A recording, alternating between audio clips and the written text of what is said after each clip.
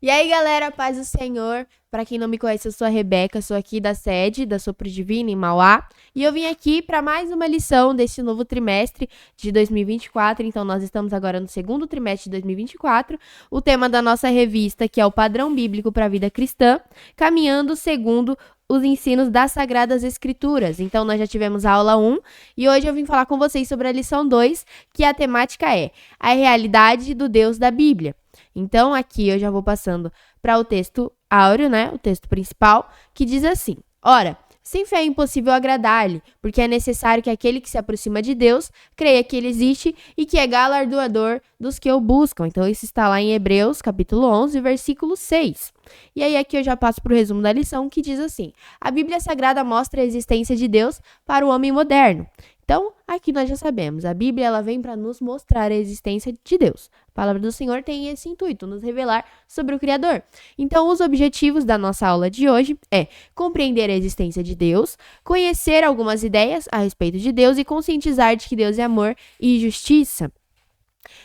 A leitura bíblica em classe, ela está localizada lá. Uma parte está em Salmos 19, do versículo 1 ao 4, e em Romanos, capítulo 1, do versículo 18 ao 20. Nós sempre falamos, e é muito importante, que vocês leiam esse texto com os alunos de vocês, para que eles estejam inteirados sobre o que a lição vai falar, o texto em que a lição foi discorrida. Então, é muito importante, isso ajuda muito, porque se você consegue conversar com seus alunos referente ao texto bíblico, eles leem, eles entendem o texto, já entendem a revista, né, a lição que você está passando. Se eles tiverem uma oportunidade, por exemplo, aqui no CBD no domingo de manhã, no domingo à noite, o seu aluno ele pode usar esse texto para uma saudação. Então, é uma forma também de você trabalhar essa questão de entender a palavra do Senhor com os seus alunos. E com isso eu já passo para a introdução, que vem dizendo assim: a existência de um único Deus em 3 pessoas é um dos pilares do cristianismo, então a Trindade. A partir dessa premissa, tudo o que veremos na sequência depende do entendimento de que Deus existe, que criou todas as coisas e se revelou a nós pela sua vontade. É o Senhor que dá origem à vida, organiza o mundo e tudo que nele há. Ele também é o responsável pela criação do homem e da mulher, se revela de forma específica e nos apresenta em sua palavra o plano da salvação. Então, nessa lição, nós estudaremos acerca desse Deus e de sua revelação. Então, aqui eu já passo para o tópico 1, que o subtópico 1 vem dizendo: Deus existe. Então, a fé cristã se baseia na certeza da existência de Deus. Isso é óbvio. Não tem como eu dizer que eu sou cristão se eu não creio que Deus existe. Isso é ponto-chave da crença cristã. Então, tudo que nós vemos e conhecemos teve um começo, isso veio pela vontade divina. Nada disso surgiu por acaso. Então, isso nós vemos lá em Gênesis 1, quando vem falando da criação. Então, no versículo 1, que vem falando: no princípio criou Deus os céus e a terra. Então, tudo que nós vemos, tudo que nós conhecemos, tudo que nós sabemos que existe, veio de Deus, veio a partir da criação divina. Nada disso é acaso, nada disso foi, nossa, aconteceu um negócio e passou a existir. Não, isso tudo veio pela criação divina. Então, e Deus, ele se descortinou a todos nós por meio da revelação. Então, descortinar eu penso que seja assim, sabe quando você tá ali num teatro, numa apresentação, tem uma cortina fechada e aí a cortina se abre? Então Deus abriu a cortina para nós, e aí aqui na revista até fala num processo muito inteligente que é alcançável pelo entendimento humano, que é a revelação. Porque o nosso entendimento, eu gosto de dizer isso, ele é muito limitado. A nossa mente ela é muito limitada e nós não poderíamos conhecer a Deus se ele não nos facilitasse isso. Então, a revelação é uma forma de nós conhecermos a Deus. Então, essa foi a forma, a estratégia que Deus utilizou para que nós o conhecêssemos. Então, a revelação veio com essa intenção. Então, de nos mostrar, de nós conhecermos Deus através da sua criação, através dos seus feitos. Então, aqui eu já passo para o subtópico 2, que vem tratando sobre uma revelação geral. Então, Deus mostrou a sua existência à humanidade através da criação e de sua revelação. Então, de forma que a sua obra mostra aos homens e ao mundo que nada veio pelo acaso. Então, eu gosto de estar no meio do mato, né, na natureza. E quando eu estou, assim, olhando para as árvores, vendo os passarinhos, eu gosto de começar a pensar, tipo, nossa, mas como pode, né? E às vezes eu não faço isso com tudo. Mas nisso a gente consegue ver realmente que nada é por acaso. Toda a criação, tudo que Deus fez, as suas obras são perfeitas. Olha a natureza, gente, uma folhinha, você vê, tem tantos detalhes numa folha, num animalzinho, num passarinho, em tudo, tem tantos detalhes que seria impossível que o acaso criasse isso. Então, nós vemos a revelação de Deus, nós temos certeza da sua existência quando nós admiramos as suas obras. Então, até o ser humano é uma máquina perfeita. Então, o seu funcionamento, gente, você olha e fala, Deus. Cara, não tem como você dizer que nasceu de outra coisa que não fosse de Deus. Então, a criação, ela revela a existência de Deus e ela afirma a existência de Deus. Não teria como nós, com tanta perfeição, embora não falo na perfeição de caráter, eu falo na perfeição de criação mesmo. Kelvin, para de rir. Ó, o tempo tá correndo. Então, quando a gente para pra admirar a criação em toda a sua perfeição, não tem como eu negar a existência de Deus e eu falar, isso foi por acaso. Não dá. Isso pra mim não entra na minha cabeça. Eu acho que é impossível, sabe? Você olhar todos os detalhes, o desenvolvimento, tudo é tão perfeito que você olha e fala, tem um Criador aí. Tudo tem Deus por trás. Nós conseguimos entender não. Nós conseguimos conhecer Deus através da criação. Mas tem uma forma de nós não conseguirmos enxergar Deus na criação, que é através da introdução do pecado na mente humana. Então, a partir do momento que o pecado ele introduz na nossa mente, ele impede que nós enxerguemos Deus na criação. Então, a partir do momento que eu tenho uma mente que está corrompida pelo pecado, vai ser muito mais difícil eu conseguir olhar para uma plantinha. Eu vou falar de uma forma bem óbvia, bem simples. É impossível que eu olhe para uma plantinha e fale, cara, tem Deus aqui, porque isso aqui é perfeito. O pecado, a partir do momento que ele entra na nossa mente, ele começa a, sabe, a realmente se intrometer ali nos nossos pensamentos, ele nos impede de ver Deus através da criação. E aí, é como se fosse uma trave nos nossos olhos, então algo que vem tapando isso. Por quê? Porque o pecado nos afasta do Senhor. Então, se eu estou ali vivendo uma vida no pecado e eu aceito isso pra mim, eu não tenho vontade de mudar, isso vai começar a me corromper. Então, eu não vou conseguir mais me achegar a Deus e ter tanta facilidade de vê-lo nas coisas, porque eu estou me afastando dele. Então, aqui nós já vemos que, através dessa questão de não ver Deus na criação, nós entendemos que é possível que o homem negue a existência de Deus. Porém, nós vemos, então Paulo vem falando em Romanos que do céu se manifesta a ira de Deus sobre toda impiedade e injustiça dos homens que detêm a verdade e a injustiça. Então, os homens que negam a existência de Deus, eles serão indesculpáveis, pois eles decidiram rejeitar a Deus e a sua justiça. Então, tem como eu negar a existência de Deus? Tem, mas eu serei indesculpável. Por quê? É lógico que é a ação do pecado, negando, me fazendo com que eu não enxergue a existência de Deus, mas eu tenho uma parcela de culpa também. Então, não se trata da aceitação de uma ideia filosófica ou de uma discussão acadêmica, né? Pois a rejeição ou reconhecimento da existência de Deus é o primeiro passo para a prática de injustiça.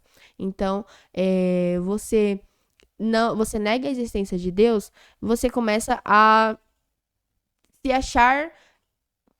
Tudo que você coloca no lugar de Deus é um Deus. Se você nega a existência de Deus, quem é o seu Deus? Sei lá, pode ser que seja você ou outras coisas.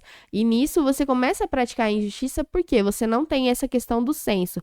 Existem as coisas certas e existem as coisas corretas. Então, o seu senso de justiça é perdido e aí você começa a viver uma vida de injustiça. Então, eu não falo só de cometer injustiça, mas eu negar a existência de Deus é uma forma de justiça. Eu estou negando a criação do Deus Todo-Poderoso. Então, eu estou sendo injusto, não com os homens, mas com Deus. Então, o fato de você negar a existência de Deus te torna indesculpável. Não tem como você depois de falar, ai, Senhor, foi mal aí. É lógico que quando você está vivendo que você não tem entendimento, é uma coisa. Quando você entende, você apenas nega e pra você isso é balela, aí é diferente. Não tem como eu querer, aí é onde entra o ponto. Não tem como eu querer algo bom de Deus se eu nem acredito nele. Não tem como. E isso é até algo estranho, eu diria, né? Mas, no geral, aqui nós podemos entender que é assim. Deus, ele sim se mostra através da criação. Existe maneira de você negar e não conseguir enxergar Deus através da criação. E o fato de você negar a Deus, isso te torna um indesculpável. Então, aqui nós entendemos Isso. E aí eu passo pro subtópico 3, que vem falando sobre uma revelação específica. Então, mesmo sob o efeito do poder do pecado, o homem comum pode reconhecer que há um Deus que opera todas as coisas pela sua vontade. Então, não é porque eu tenho... Todos nós somos pecadores, certo? Então, não é porque eu tenho pecados que eu não posso reconhecer que tem um Deus que pode fazer tudo. Na verdade, o fato de eu reconhecer, isso já cria um laço entre mim e ele, entende? Eu não posso... hoje tem muito disso, as pessoas, olha, você conversa com pessoas que já saíram da igreja ou que nunca vieram pra igreja, elas falam, não, porque eu tenho pecados, eu faço isso, eu faço aquilo outro, e o seu pecado não pode ser algo que te afaste de Deus, tem que ser algo que te leva mais perto dele. Então, se eu tenho pecado, se eu sou uma pessoa mentirosa, a minha mentira tem que ser algo que eu coloque diante do Senhor e falo, Senhor, me ajuda nisso. Vai ser o elo que me une ao Senhor. Então, o meu pecado não pode ser aquilo que me afasta de Deus e me faça, cara, não posso chegar perto dele porque eu tenho um erro. Não, eu tenho que usar isso como uma forma de eu tenho um erro e eu preciso melhorar. E quem vai me ajudar a melhorar é Deus. Então, o pecado não pode ser algo que te afaste, mas algo seja a ponte entre você e Deus. Algo que te faça permanecer, algo que te faça chegar mais perto dele. Porque você entende que você tem um problema, você tem uma dificuldade e só uma ajuda divina pode te ajudar nisso. Um exemplo de uma revelação específica de Deus e da sua justiça, nós podemos ver lá quando Paulo e os demais prisioneiros náufragos foram levados para a ilha de Malta. Então, ali estava frio, estava chovendo, então o pessoal ali da ilha resolveu fazer uma fogueira. E aí Paulo, quando ele vai pegar alguns gravetos para colocar na fogueira, alimentar ali o fogo, ele é picado por uma cobra venenosa. Então, os habitantes daquela ilha ali já concluíram que ele era um homicida, porque aqui até vem falando que certamente este homem é homicida, visto como escapando do mar a justiça não o deixa viver. Isso está lá em Atos 28:4. Aqueles homens, eles ainda não conheciam o Deus das Escrituras, eles não conheciam a Deus, mas eles sabiam que há uma justiça divina que não deixa escapar os atos daqueles que praticam o mal. Então, a justiça de Deus, ela é certa?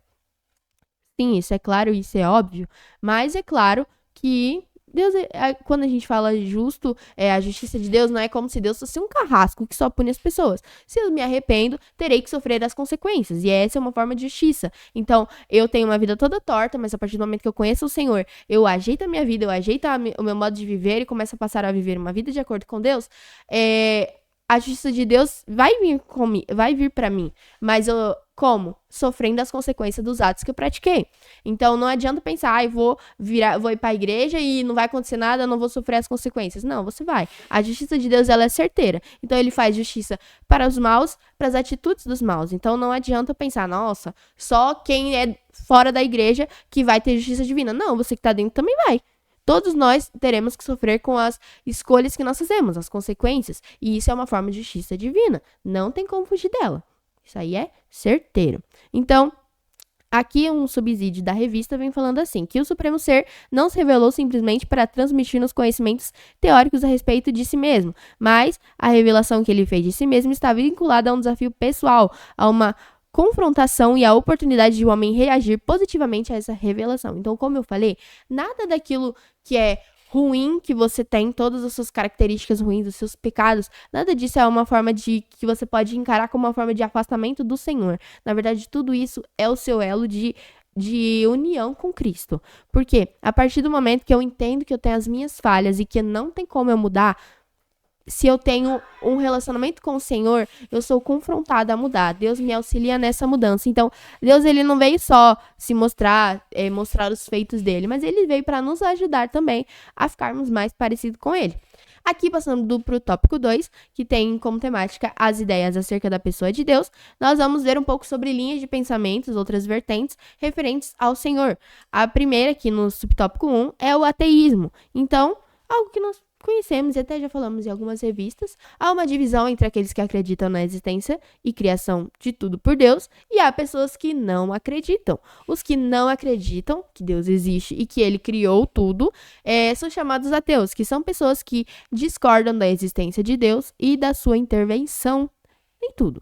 Então, o ateísmo ele não é algo recente, mas lá no Salmo 53, no versículo 1, o salmista já vem falando sobre isso. Então, ele fala assim, que disse o nécio no seu coração, não há Deus. Então, a gente já entende que isso não é algo de agora. A Bíblia foi escrita há muito tempo atrás e naquela época já tinha pessoas que não acreditavam em Deus. A negação acerca da existência de Deus começa no íntimo do homem, então de maneira velada. Não é algo que, nossa, do nada eu virei ateu. E aí é onde nós entendemos que a ideia da ausência divina é como uma semente que está sendo germinada. Então o fruto dessa negação alcança as ações da pessoa, a corrompendo e a fazendo realizar coisas abomináveis. Então é uma sementinha. Eu acredito que, principalmente aqui, falando com jovens, com professores que dão aula para jovens, é legal que vocês tratem sobre isso com eles, porque, principalmente na adolescência, você tem muitas dúvidas sobre tudo. E em algum momento da sua vida você vai falar, será que existe Deus mesmo? Mas o que você tem que entender a partir do momento que eu tenho uma dúvida, eu tenho que buscar saná-la, certo? Mas o que eu não posso fazer é deixar que essa dúvida venha me consumindo e alimentar essa dúvida.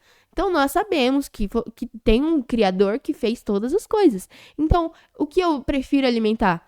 Eu prefiro alimentar que tem um Criador. Então, no momento que vier a dúvida, a seta maligna falando não existe um Deus, eu não posso alimentar a seta maligna do inimigo. Eu tenho que alimentar que sim, existe um Deus. E aí é o momento que eu gosto de olhar, nos momentos que eu tinha essa dúvida, eu gostava de olhar a natureza e ficar pensando, cara, realmente existe um Deus. Então, essa ideia de ausência divina é algo que começa pequeno. E é onde nós temos que tomar cuidado. Não é de um dia pra noite, como eu falei, que você se torna um ateu, que você não acredita mais em Deus. Mas é nas pequenas coisinhas que você se deixa ser levado. Então, uma sementinha que vai sendo germinada e germinada e germinada. Daqui a pouco ela deu um fruto. E esse fruto tem toda uma consequência. Então, a partir do momento que eu tenho um fruto de uma negação da existência divina, eu não tenho por que mais eu seguir os preceitos de Deus. Não tem por que mais eu seguir o que ele fala, pra mim é indiferente, já que ele não existe, e eu começo a viver uma vida injusta, uma vida realizando coisas abomináveis aos olhos de Deus e muitas vezes também aos olhos das pessoas. Então tem que tomar muito cuidado. Então, uma outra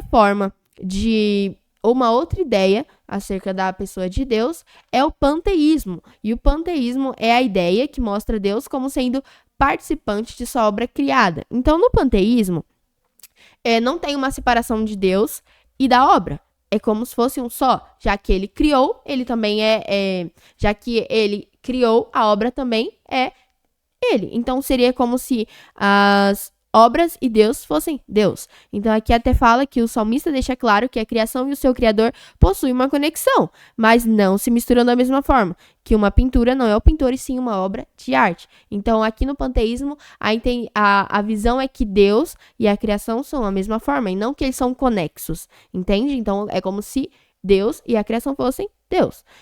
Diferente do ateu, o panteísta acredita que Deus se misturou com sua criação e dessa forma os elementos da natureza e do universo são Deus também. Então, aqui não tem uma conexão, mas uma continuidade, uma unidade, como se tudo fosse Deus. E não é, tá bom? Então, uma coisa é Deus e outra coisa é a criação. A criação e Deus têm uma conexão, mas não são um só. E aí, a próxima ideia acerca da pessoa de Deus é o deísmo, que é o deísmo que se baseia na perspectiva de que Deus criou todas as coisas, sendo ele todo-poderoso, porém ele só se limitou a criar o mundo e ele não interfere na história. Então, para os deístas, Deus ele criou tudo, ele teve a sua parte da criação, mas ele não se mete em nada. Então, criei, tá aí. É isso. Não vou intervir, não vou fazer, não, eu criei. E aí agora você vive. Então, aqui nós entendemos que eles acreditam que Deus deixa a criatura viver a sua própria sorte de acordo com o seu próprio entendimento. Então, é claro que você tem o seu livre-arbítrio, sim, mas não é como se Deus não, cuidasse de você, não zelasse por você, não fizesse nada por você. Tá bom? Então, aqui nós entendemos que na visão deles, a intervenção divina não existe. E Deus não se importa mais com sua criação, o que é errado, o que não tá certo. Porque Deus, ele é um Deus zeloso, ele é um Deus que se importa com sua criação. Mas, basicamente, na Bíblia vem falando que até um pai, até os pais, com todos os seus erros, as suas falhas, eles não deixam de presentear bem os seus filhos, o que dirá o Deus Pai que está no céu. Então aqui nós entendemos que não, Deus não nos deixa a nossa própria sorte, ele não nos deixa o Léo. Na verdade, ele está sempre ali zelando e cuidando da gente. Então, na visão dele, já bastaria que Deus tivesse criado o mundo e os homens, e é como se Deus fosse um pai ausente que gerou um filho, mas o deixa viver como desejar, com autonomia para tomar as suas decisões sem se importar com a eternidade. Então aqui é como se realmente Deus criou e deixou aí, ó, Léo. Então, você não precisa se preocupar com a eternidade, você não precisa se preocupar em ter uma vida comigo. Não é isso que acontece. Deus, ele nos criou e sim, ele nos deixa fazer escolhas. Mas como eu falei, você vai sofrer as consequências das suas escolhas. Não viva uma vida como se não existisse uma eternidade. Existe uma eternidade. Você tem um pai. Você tem um pai celestial. O seu pai celestial não te abandonou. Ele não é um pai ausente que te criou, que te fez e te deixou. Na verdade, não. Ele te fez, ele te criou e ele continuou cuidando de você durante todo o seu crescimento. Então, não é como se ele tivesse criado e abandonado. Então, é outra visão que nós não concordamos. E aí tem a ideia acerca da pessoa de Deus, a outra ideia, né, que é o teísmo. Então, o teísmo é a perspectiva de que Deus existe, criou todas as coisas e que se envolve diretamente em sua criação. Essa é a nossa visão, é a visão que nós, como cristãos, temos referente à pessoa de Deus. Então, no deísmo, Deus não intervém em nada. Já no teísmo, Deus está presente, atuando de forma direta na história. Então, ele revela a sua vontade e zela pela sua criação. O teísmo, ele rejeita o panteísmo por tentar unir Deus e a criação, fazendo os dois um só. Então, ele também rejeita o deísmo, pois Deus está presente na história, ele intervém na história. E também rejeita o ateísmo, porque Deus existe. Nós entendemos que o Senhor existe e que a sua existência pode ser evidenciada de diversas formas. Então, nós somos teístas, então nós acreditamos em Deus, Deus criou, ele formou e ele continuou zelando e ele intervém nas coisas. Então, nós rejeitamos o ateísmo, nós rejeitamos o panteísmo e nós rejeitamos o deísmo, porque todos eles negam características de Deus. Então, nós somos teístas porque o teísmo, ele não nega as características divinas. Então, no teísmo, nós acreditamos que Deus existe, nós acreditamos que a criação e o Criador se conectam, porém não são um, e nós também acreditamos que Deus criou e que Ele continua cuidando. Ele não nos abandonou ao Léo para vivermos de acordo com os nossos próprios entendimentos. Então, aqui eu já passo para a conclusão, que vem dizendo o seguinte: diante das diversas opções de classificar Deus e sua existência, a Bíblia Sagrada mostra claramente que não estamos sozinhos, que o Senhor existe e que é pela fé que podemos nos achegar a Ele.